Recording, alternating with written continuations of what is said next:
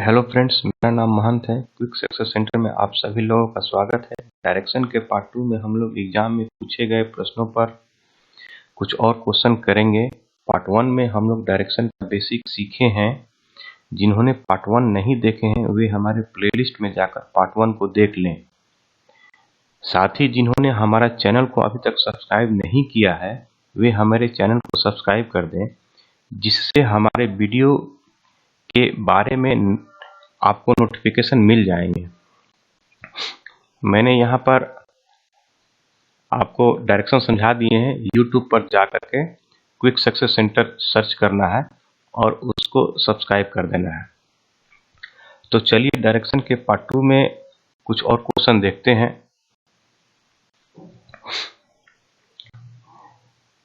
Part 1 में मैंने basic cover कर दिए हैं। पार्ट 2 में मैं कुछ एग्जाम में पूछे गए क्वेश्चन पर चर्चा करेंगे, लेकिन उसके पहले मैं ये बता देना चाहता हूँ कि आप लोग एक बार फिर से बेसिक में फिर से हम चर्चा कर देते हैं। तो ये मेरा डायरेक्शन है और हमारे दाहिने साइड में जो दाहिने साइड होते हैं तो उसको हम बोलते हैं ईस्ट और बाएं साइड को हम बोलते हैं वेस्ट और ऊपर वाले को बोलते हैं नॉर्थ और नीचे वाले को बोलते हैं साउथ। और ये ईस्ट और नॉर्थ के बीच वाले पोर्शन को बोलते हैं हम नॉर्थ ईस्ट बोलते हैं। उसी तरह साउथ और ईस्ट वाले को हम बोलते हैं साउथ ईस्ट बोलते हैं और नॉर्थ और वेस्ट वाले को हम नॉर्थ ईस्ट बोलते हैं, नॉर्थ वेस्ट बोलते हैं और इस पोर्शन को बोलते हैं हम साउथ वेस्ट।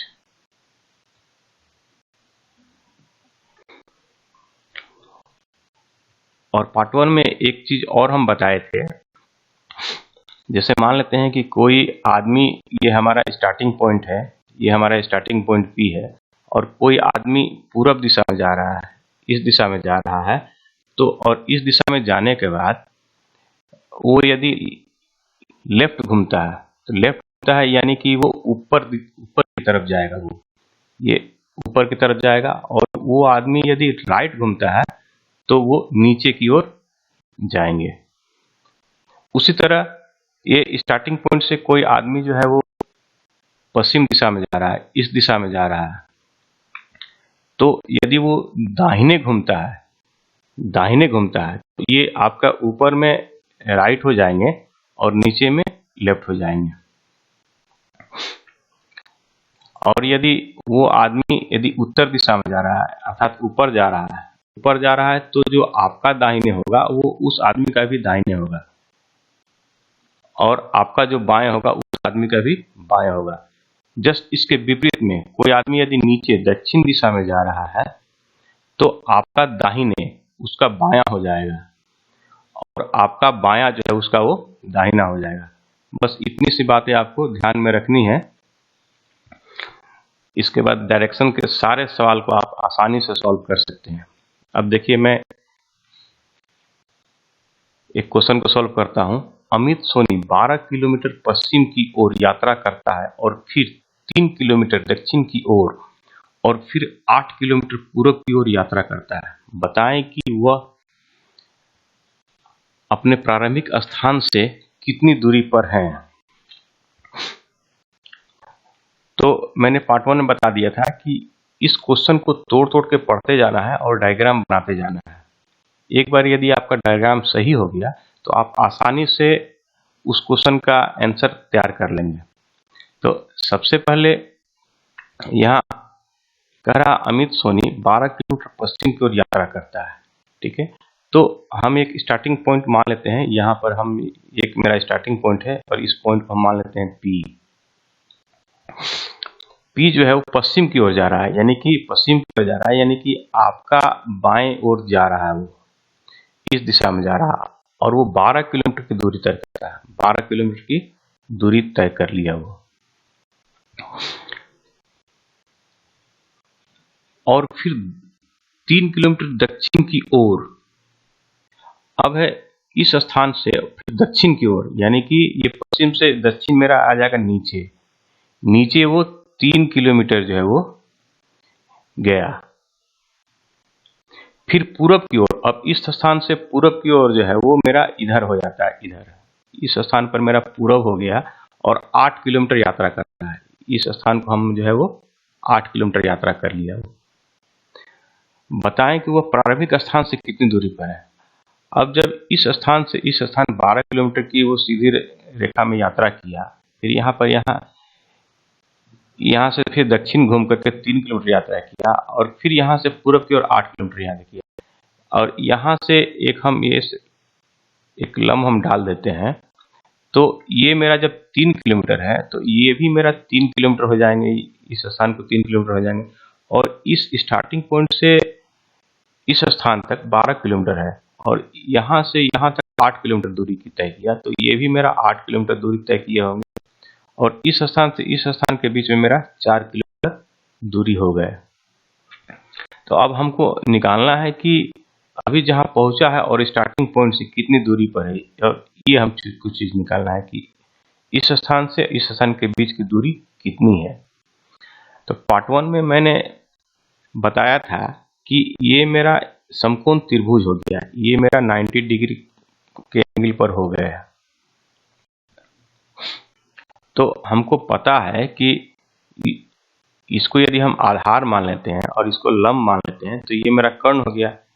तो आधार स्क्वायर और लंब स्क्वायर का जोड़ होता है मेरा कर्ण स्क्वायर। तो इस दूरी को निकालते हैं, तो यानी कि हम ये इसका स्क्वायर और इसका स्क्वायर को जोड़ देते हैं तो मेरा 4 का स्क्वायर हो जाएगा मेरा 16 और 3 का स्क्वायर हो जाएगा 9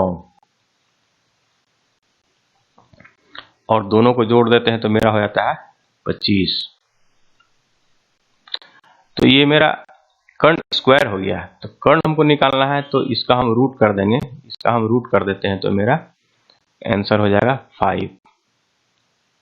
तो इस स्थान से इस स्थान की दूरी जो है वो 5 किलोमीटर होंगे। चलिए एक और क्वेश्चन देखते हैं।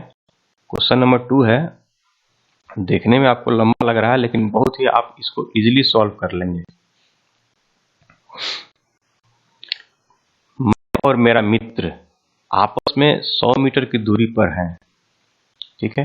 मान लेते हैं कि यहाँ पर मैं हूं और यहाँ पर मेरा मित्र है और ये दोनों के बीच की दूरी जो है वो 100 मीटर है।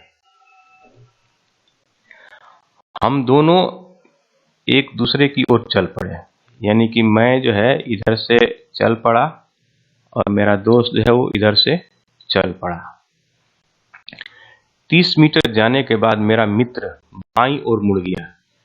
तो मेरा मित्र जो है अब इस स्थान से यहाँ पर जो है वो 30 मीटर जो वो चला। जब मेरा दोस्त 30 मीटर चला तो मैं भी यहाँ 30 मीटर चला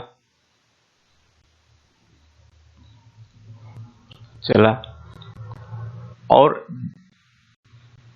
इसके बाद वो मेरा दोस्त बाईं ओर मुड़ गया और 10 मीटर चला। इसके बाद मेरा मित्र जो है वो बाईं ओर मुड़ गया। अभी ये पश्चिम दिशा में जा रहा है और बाईं ओर मुड़ गया, तो इसका मतलब वो नीचे की तरफ मुड़ गया। बाईं ओर मेरा नीचे हो जाता है और ये मेरा वो 10 मीटर वो चला। इसके बाद दाईं ओर मुड़ गया। अब जब मेरा नीचे आ रहा है यानी कि पश्चिम दिशा में आ रहा है और दाईं ओर मुड़ रहा है, तो इसका मतलब ये हुआ कि हमारा बायां जो है वो उसका दाहिना हो जाएंगे और ये मेरा 20 मीटर जो है वो 20 मीटर चला। इसके बाद वह फिर दाईं ओर मुड़ा और उसी सड़क पर वापस आके मिल गया। अब ये जब पश्चिम दिशा में जा रहा है तो दाईं ओर मुड़ेगा, यानी कि फिर वो ऊपर की ओर चल दिया और उसी सड़क में मिल गया जो ये सड़क जो है वो जो ये सड़क जा रही थी, इस सड़क में आकर के मिल गया। तो जब ये 10 मीटर चला तो यहाँ भी ये 10 मीटर चलेंगे वो। यदि हम दोनों समान गति से चलते हैं तो इस स्थान पर हम दोनों के बीच की दूरी कितना फासला होगा। अब देखिए, जब ये मीटर चला और यहाँ 10 मीटर चला तो 30 और 10 ये 40 हो गए, और ये 20 हो गए, 50 हो गए, और ये फिर मेरा 10 चला। तो ये कितने चले? 30 मीटर। तो 30 मीटर ये भी चला है और ये भी चला है, और 10 और 20 और 10, 40 मीटर ये एक्स्ट्रा चल गया। 40 मीटर एक्स्ट्रा चल गया, तो वो 30 मीटर यहाँ मैं चल चुका हूँ और 40 मीटर और एक्स्ट्रा चलूंगा, तो यानी कि ये टोटल 100 मीटर की दूरी है। तो मैं इस स्थान पर पहुंचूंगा, यानी कि मैं 70 जो है वो 70 मीटर पर मैं पहुंच जाऊंगा, और मेरा दोस्त जो है वो 30 मीटर इधर चला, यहाँ ये 10 मीटर नीचे चल गया, और ये मेरा दोस्त जो है वो इस स्थान पर वो रहेगा, मेरा दोस्त। तो 30 मीटर और 20 मीटर, मेरा दोस्त है वो 50 मीटर की दूरी पर इस स्थान पर रहा। और हम दोनों के बीच के फासला क्या है? यानी कि मैं 70 मीटर की दूरी पर हूँ और मेरा दोस्त जो है वो 50 मीटर की दूरी पर है, तो ये दोनों का फासला जो है वो 20 मीटर होंगे। तो हमारा आंसर हो जाएगा 20 मीटर। 20 मीटर हमारा आंसर हो जाएंगे।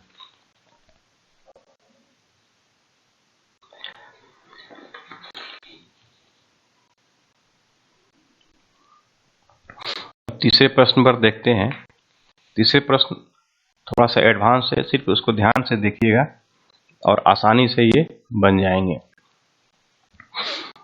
ए बी सी एक बिंदु से भिन्न भिन्न दिशाओं में जाते हैं। अब देखिए, एक मेरा ये बिंदु है, ये मेरा बिंदु P है, ये मेरा बिंदु P है, और ए बी सी जो है वो अलग अलग दिशा में जा रहा है। यानी कि एक इधर जा रहा है और एक इधर जा रहा है। किधर जा रहा है हमको पता नहीं है, लेकिन हम मान लेते हैं कि एक इस दिशा में जा रहा है और एक इस दिशा में जा रहा है। तो 3 दिशा में, या तो ये नीचे जा सकता है या ऊपर जा सकता है। तो ये 3 दिशा में मैं इसको ये ऊपर मान लिया कि एक मेरा दोस्त इधर जा रहा है। और समान दूरी तय करते हैं, ये सभी लोग समान दूरी तय करते हैं। कुछ देर बाद ए और सी की दिशाओं द्वारा बनाए गए अनुप्रस्थ पथ पर बी का समकोण बनता है। अब है कि यहाँ पर अनुप्रस्थ पथ पर समकोण बनाता है कि यदि मेरा ये ए यदि इस दिशा में जा रहा है और तो मेरा सी इस दिशा में जा रहा है, बी मेरा जो है वो अनुप्रस्थ का ये मतलब हुआ कि बी जो है ए और सी पर समकोण बना रहा है। ये मेरा जो है, और कह रहा है कि यदि बी के दक्षिण पश्चिम में सी हो। अब देखिए, यहाँ पर बी के दक्षिण पश्चिम में कह रहा है कि सी हो, तो ये तो मेरा बी के दक्षिण पश्चिम में नहीं होंगे, ये तो मेरा पूरब हो गए, ये मेरा पूरब हो गए, और ये मेरा उत्तर हो गए, और ये मेरा पश्चिम हो गए। तो यहाँ पर कह रहा है कि बी के दक्षिण पश्चिम में सी हो, तो इसका मतलब ये हुआ कि सी मेरा जो है दक्षिण पश्चिम में इस साइड होगा, सी मेरा इस स्थान पर होगा और ए मेरा इस स्थान पर होना चाहिए। तो ये मेरा ए नहीं होंगे। और दक्षिण पश्चिम में बी के, तो मेरा दक्षिण पश्चिम मेरा इस डायरेक्शन में हो रहा है, इस डायरेक्शन में मेरा वो जो है वो दक्षिण पश्चिम हो रहा है, यानी कि सी मेरा इस डायरेक्शन में है, लेकिन हमने बनाया है इस पश्चिम का डायरेक्शन बनाया है। तो जब ये मेरा बी के दक्षिण पश्चिम मेरा इस दिशा में हो रहा है, तो मेरा बी जो है वो इस दिशा में होंगे, बी मेरा जो है वो इस दिशा में होंगे, और इसके ये दक्षिण पश्चिम में मेरा सी है।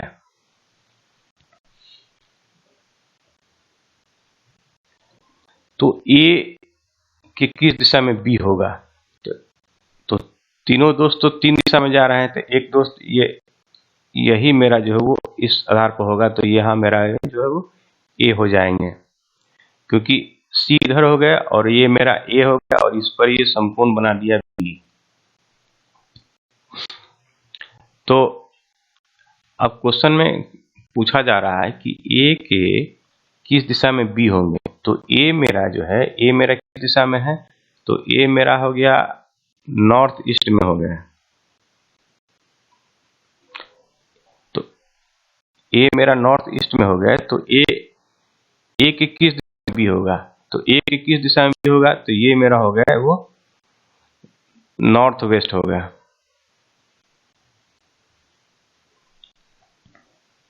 नॉर्थ में, तो यही मेरा ये आंसर हो गया कि नॉर्थ आंसर हो गया मेरा वो जो है वो नॉर्थ वेस्ट। यदि आप लोगों को ये क्वेश्चन समझ में नहीं आया, वीडियो को 1-2 बार और देखिएगा, क्लियर हो जाएंगे। अब देखिए चौथे प्रश्न में जो है बी ए के दक्षिण पश्चिम की ओर है। अब देखिए यहाँ पर क्या है कि बी जो है ए के दक्षिण पश्चिम में है। यह है, मान लेते हैं कि मेरा ये ए है, तो ए के दक्षिण पश्चिम मेरा इस दिशा में होते हैं, इस दिशा में होते हैं, तो मेरा बी जो है वो इस दिशा में है।